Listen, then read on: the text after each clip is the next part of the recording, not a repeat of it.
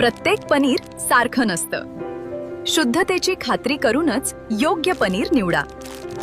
गोकुळ मलाई पनीर हे शुद्ध दुधापासून तयार केलेले आहे, त्यामुळे त्यात नैसर्गिक दुधातील फॅट, प्रथिने आणि कॅल्शियम भरपूर प्रमाणात मिळते।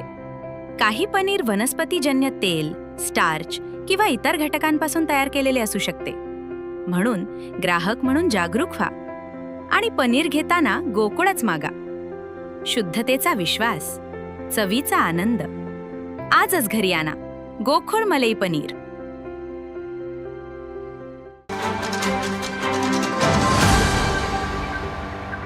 जिल्हाधिकाऱ्यांना आपण नेमकं कशा पद्धतीचं निवेदन दिलं, आपली काय मागणी?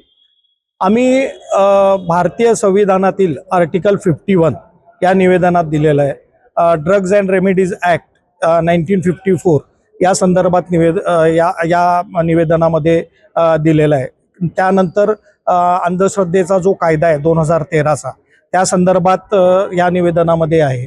तर आणि IPCचं पण त्याच्यावरती कारवाई करू शकतात, फसवणुकीची 420।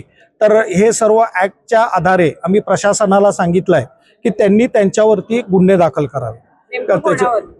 श्वेता जुमानींनी त्यांना आम्ही संपर्क केला होता।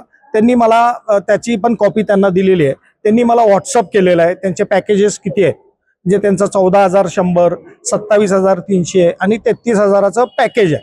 म्हणजे ते त्याच्या याच्यातनं वेगवेगळे हे देऊन ते फसवणुकीचा उद्योग त्यांनी या पुरोगामी कोल्हापुरात चालू केलेला आहे। तर त्यामुळे आम्ही त्यांना विरोध करण्यासाठी आणि त्यांना अटक करावी याची मागणी आम्ही रीतसर जिल्हाधिकाऱ्यांच्याकडे केलेली आहे। याच्यानंतर आम्ही उद्या परत जिल्हा पोलीस प्रमुखांच्याकडे पण जाणार आहे आणि त्या ठिकाणी सुद्धा आमची मागणी करणार आहे। त्यानंतर आम्ही निरनिराळ्या ठिकाणी कॉर्नर सभा घेऊन त्यांचा हा कार्यक्रम कोल्हापुरात होऊ नये म्हणून जनजागृती करणार आहे। आमचा उद्देश काय हा आहे की जनजागृती करणे आणि समाज स्वास्थ्य बिघडू नये याच्यासाठी लोकांमध्ये चांगला हा जो सायंटिफिक टेम्परामेंट आहे, जो कॉन्स्टिट्यूशनच्या आर्टिकल 51 मध्ये सांगितलेला आहे, तो सायंटिफिक टेम्परामेंट सर्व जनतेने जोपासावा याच्यासाठी आमचा प्रयत्न असणार आहे। आणि त्याच्यासाठी प्रशासनाने त्यांच्यावरती गुन्हे दाखल करावेत। अन्यथा त्या ज्या चैताली हॉटेलमध्ये थांबलेल्या आहेत त्या चैताली हॉटेल समोर जाऊन आम्ही निदर्शने करणार आहे, त्या ठिकाणी ठिय्या आंदोलन करणार आहे। मग त्यावेळेला जर काही पोलिसांनी काही हे परिस्थिती निर्माण झाली तर त्याला सर्वस्वी हे प्रशासन असेल असा आम्ही या ठिकाणी इशारा देत आहोत। तरी त्यांना कोल्हापुरातून हुसकावून लावावं आणि जनतेने सुद्धा शान होऊन या ठिकाणी असल्या भूलथापांना बळी पडू नये, अंधश्रद्धेला थारा देऊ नये असं या ठिकाणी आम्ही सर्व पुरोगामी संघटना पक्ष यांच्या वतीने या ठिकाणी सांगत आहोत। त्यांच्या या कार्यक्रमामागे नेमकं कोणी आहे असं वाटतंय का? काही संशय आहे का? त्यांच्या कार्यक्रमामागं एकमेव सगळ्यात मोठा जो माणूस आहे तो म्हणजे पैसा। म्हणजे ते जे पैसा आहे तो पैसा त्यांना पाहिजेला आहे। मग बाकीचे व्यक्ती असतील, राजकीय नेते असतील, त्या राजकीय नेत्यांचा आमच्या महिलांसकट सगळ्यांना त्रास होतो, हे केलं जातं। पण त्याच्यापेक्षा त्यांना हे सगळं माहिती आहे। कदाचित राजकीय नेत्यांना ते माहीत नसेल, कोणाचं नाव घेणं उचित नाही, पण त्यांना हे सगळं माहिती आहे की आपण फसवणूक करतो।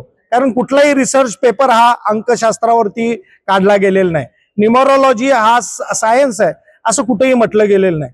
पण त्यांना जे पाठीशी घालणारे किंवा त्यांच्या याला बळी पडलेले अजय देवगण सारखे जे नट आहेत, ते जे म्हणजे तानाजी जो चित्रपट आला होता त्याच्या माध्यमातून त्या अफवा पसरवत आहेत, समाजामध्ये चुकीचा मेसेज पाठवत आहेत। तेच सगळे लोक यांच्या मागे आहेत आणि त्यांना बळी पडणारे, त्यांच्याकडे जाऊन हे करणारे धनदांडगे लोक याच्यामध्ये आहेत असं आमचं मत आहे। ताज्या घडामोडी पाहण्यासाठी माझा महाराष्ट्र न्यूजला आजच सबस्क्राईब करा।